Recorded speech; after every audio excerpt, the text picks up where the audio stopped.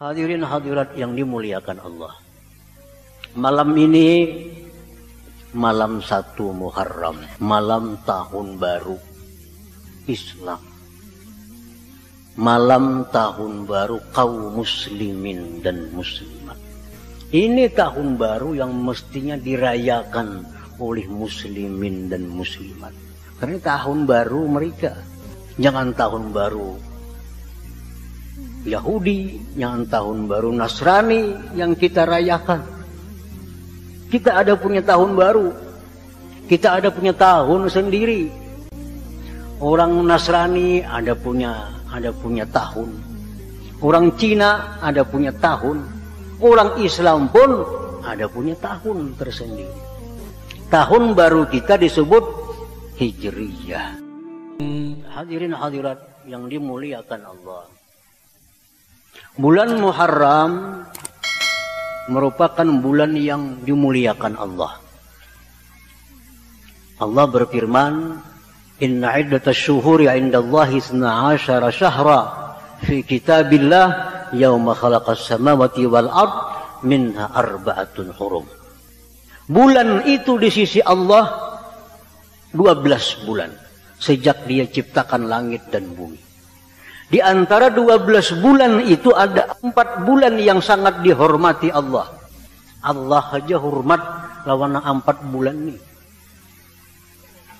Kita pun disuruh menghormati yang 4 bulan ini. Apa bulan yang 4 itu? Rajab, Dzulqa'dah, Dzulhijjah, Muharram. Nah, kita sekarang berada di bulan Muharram. Apa istimewanya bulan Muharram ini? Setiap amal ibadah yang kita lakukan dilipat gandakan pahalanya oleh Allah Subhanahu wa ta'ala. Lain pahala kita bersedekah bulan Muharram dengan bulan Safar. Mana banyak pahalanya? Banyak bulan Muharram. Kita sembahyang bulan Muharram, mana banyaknya pahala lawan bulan Safar? Banyak bulan Muharram pahalanya. Karena bulan Muharram ini disebut Ashhurul Hurum, bulan yang sangat dihormati di sisi Allah Subhanahu wa ta'ala. Nah, kita kesekian kalinya diberi Allah kesempatan hidup di bulan Muharram ini. Mungkin di antara kita ada yang sudah 20 kali menemui Muharram, ada yang 30 kali menemui Muharram, ada yang 50 kali menemui Muharram, ada yang 70 kali menemui bulan Muharram. Ini kesempatan masih diberikan Allah kepada kita. Untuk apa? Untuk semakin memperbaiki diri kita. Karena semakin dekatnya kita menghadap Allah Subhanahu wa ta'ala. Nah, hadirin hadirat yang dimuliakan Allah. Nah, sekarang kita berada di malam yang mulia. Malam bulan Muharram. Dan kita berada di tempat yang mulia. Masjid. Rasulullah bersabda, "Ahabbul bilad ilallah masajiduha. Wa abghadul bilad ilallah aswaquha." Ujar Nabi, paling disukai Allah dari negeri itu masjid. Dalam negeri ini ada pasar, dalam negeri ada kantor, dalam negeri ada rumah, dalam negeri ada macam-macam. Tempat yang paling disukai Allah, masjid, masajiduha, masjid. Nah, sekarang kita berada di tempat yang paling disukai oleh Allah Subhanahu wa ta'ala. Dan yang paling Allah benci dari negeri itu, aswaquha, pasar. Kenapa sebabnya? Karena pasar itu seringkali membuat orang lalai daripada Allah Subhanahu wa ta'ala. Di pasar itu macam-macam perdagangan. Dipenuhi dengan dusta, dipenuhi dengan tipu. Di pasar banyak orang maksiat segala macam. Jadi dalam negeri ini yang paling dibenci Allah, aswaquha, pasar. Makanya jangan terlalu lawas begadang di pasar. Ke pasar habis nukar barang, bulik. Jangan nongkrong di pasar. Lawas kita diam di pasar, lawas kita bertempat di tempat yang dimurkai Allah Subhanahu wa ta'ala. Nah, lawas di masjid, lawas di tempat yang dicintai oleh Allah. Ujar Nabi kita ada 7 Yang 7 ini di padang mahsyar kita dapat payung Allah. Mahsyar, hari yang sangat panas, kada ada payung selain payung Allah. 7 kelompoknya diberi Allah payung supaya jangan kepanasan. Siapa di antara 7 itu? Orang yang suka masjid. Qalbuhu mu'allaqun bil masajid, hatinya digantungnya di masjid. Orang ini hatinya di masjid. Digantung di masjid. Kayak apa hati digantung di masjid itu? Inya subuh ke masjid. Habis subuh balik ke rumah. Tapi sudah ada kena zuhur ke masjid pulang. Di hatinya nih. Nah zuhur kena ke masjid lagi. Begitu meninggalkan masjid, sudah ada hatinya kena asar ke masjid lagi. Asar ke masjid. Habis asar balik ke rumah, hatinya sudah ada. Kena maghrib ke masjid lagi. Nah ini orang hati digantung di masjid. Orang ahli masjid, hatinya digantung di masjid. Nah ini orang di akhirat dapat payung dari Allah subhanahu wa ta'ala. Sehingga dari kubur sampai bertemu Allah di mahsyar, kada akan kepanasan.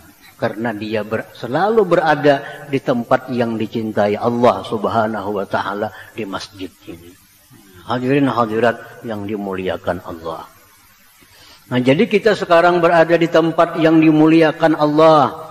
Kita sekarang berada di malam tahun baru yang dimuliakan Allah. Ini permulaan yang baik bagi kita. Permulaan yang baik bagi kita.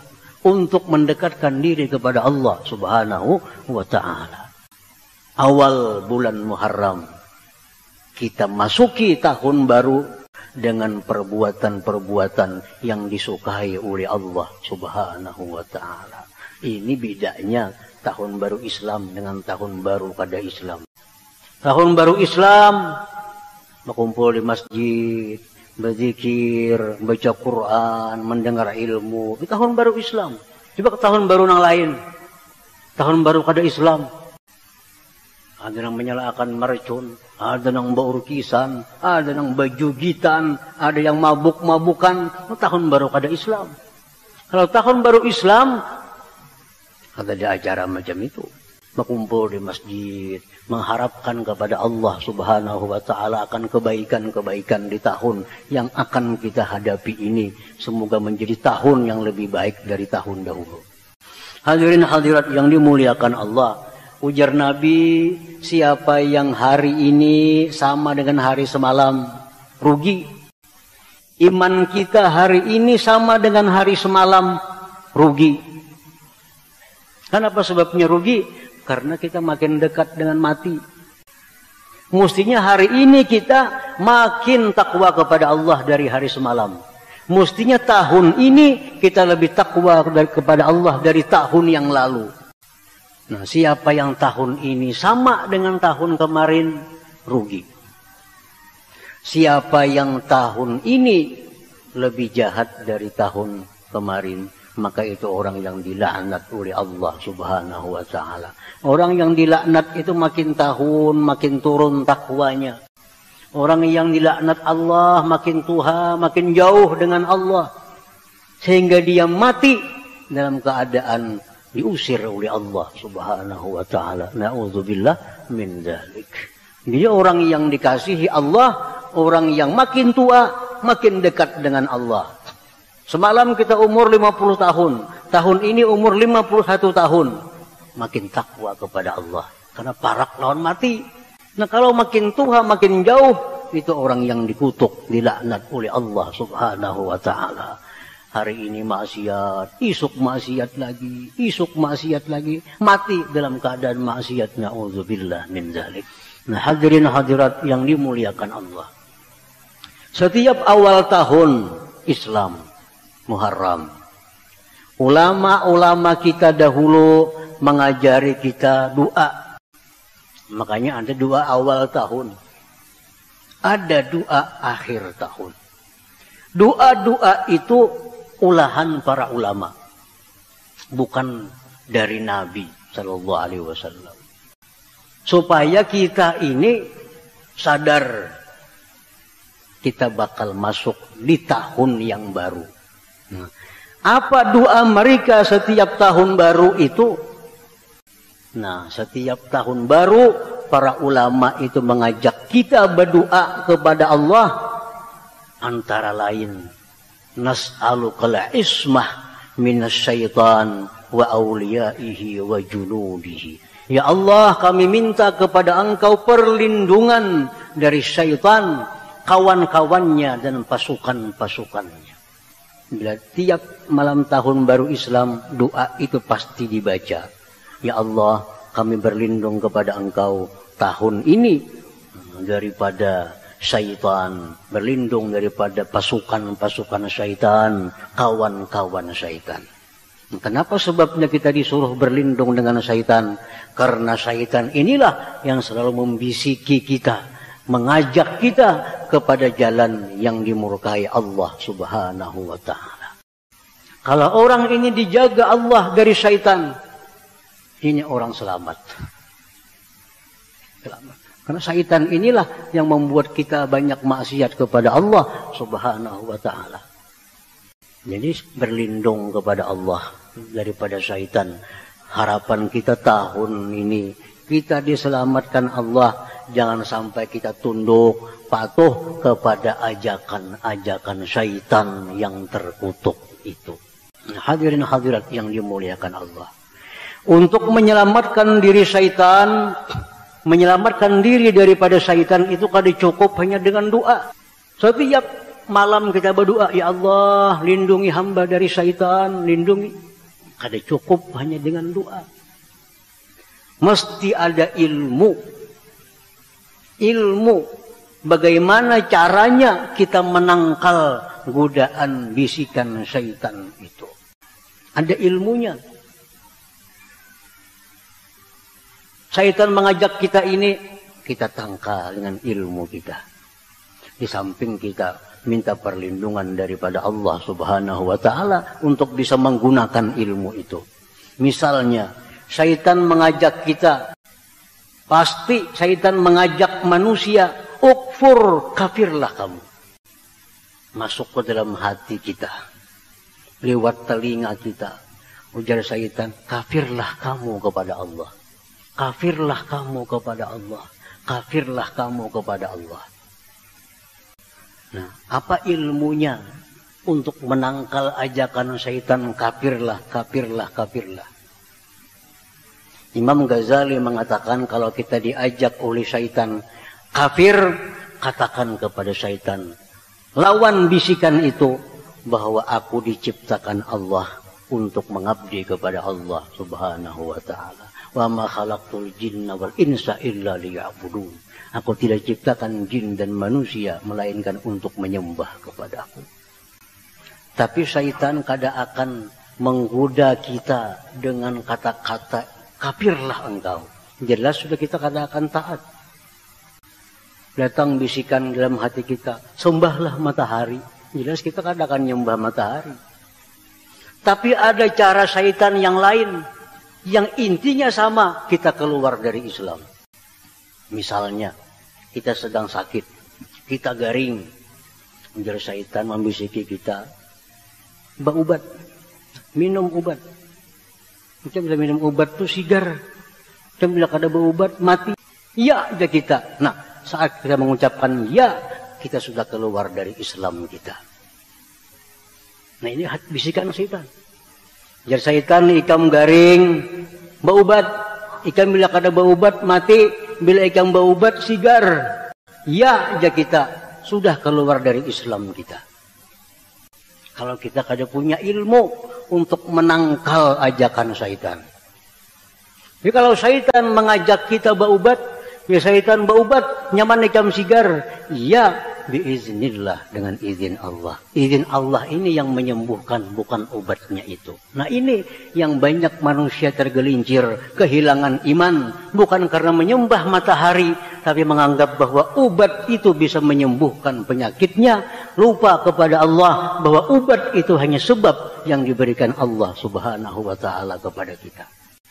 Kada sadar kita bahwa kita sudah meninggalkan Allah. Kita sudah kada sadar, kita sudah menduakan Allah karena kita menganggap bila baubat sigar kada baubat mati. Nah itu ajakan syaitan. Ya syaitan, ecam hari ini bacari, bausaha, menikam bausaha, ecam tahu oleh duit, menikam kada bausaha, ecam kada bakal dapat duit. Nah, syaitan mengajak kita hari ini kamu berusaha lah kasih. Munikam berusaha dapat duit, munikam kada berusaha kada dapat duit. Ya, aja kita sudah keluar dari Islam. Kenapa? Karena kita menganggap usaha itulah yang memberikan rezeki kepada kita, bukan Allah Subhanahu wa taala. Ini godaan syaitan yang sangat halus. Kalau kita kada punya ilmu, kita mati sudah meninggalkan iman terlebih dahulu. Kalau ajakan syaitan ikam lah kasih berusaha, mereka berusaha sugih, mereka kada berusaha miskin. Kita jawab, ya, biiznillah, dengan izin Allah. Kita berusaha bisa sugih dengan izin Allah. Pun Allah kada maizini 1000 usaha, kada akan jadi apa-apa. Banyak orang yang bangkrut gara-gara usaha. Banyak orang yang bangkrut gara-gara usaha. Jangan dikatakan usaha itu yang bikin sugih. Orang dapat warisan 1 miliar sugih. Ini manusia kada bercari. Abahnya sugih. Dapat 1 miliar sugih. Usaha lainnya kada. 1 miliar duit. Duit 1 miliar dibukanya usaha. Usaha dagang ini bangkrut. Usaha dagang ini bangkrut. Usaha 1 miliar habis duitnya gara-gara berusaha. Usaha bukan hanya bisa menguntungkan, tapi bisa membuat orang jadi bangkrut. Nah kalau kita percaya kepada bisikan syaitan, bila aku berusaha sugih, kada berusaha miskin, berusaha sugih, kada berusaha miskin. Percaya dengan itu, kita sudah meninggalkan Allah Subhanahu wa taala, menuhankan usaha. Nah ini bisikan syaitan kepada kita, yang kalau kita kada punya ilmu, kita akan sudah kehilangan Islam dan iman kita. Na'udzubillah min dzalik. Nah oleh karena itu ulama-ulama kita selalu mengajarkan apa yang disampaikan Nabi, berlindunglah dengan Allah daripada syaitan, berlindunglah kepada Allah daripada syaitan. Karena syaitan ini kadang akan berhenti menggoda kita sebelum kita terjerumus ke dalam api neraka. Kada baampi syaitan menggoda kita. Ya syaitan ini kambak kafir, kada di kita. Aku beriman dengan Allah. Baubat nyaman sigar, baubat tapi dengan izin Allah. Kalau pang setan ampih menggoda kita kada. Terus kita digodanya dengan macam-macam. Kada perlu sembahyang jar setan. Kada perlu camba ibadah. Allahu biha, ya Allah biha, ya Allah bihusnil khatimah. فيا أيها الرجل منه شفاعة صلوا عليه وسلموا تسليما.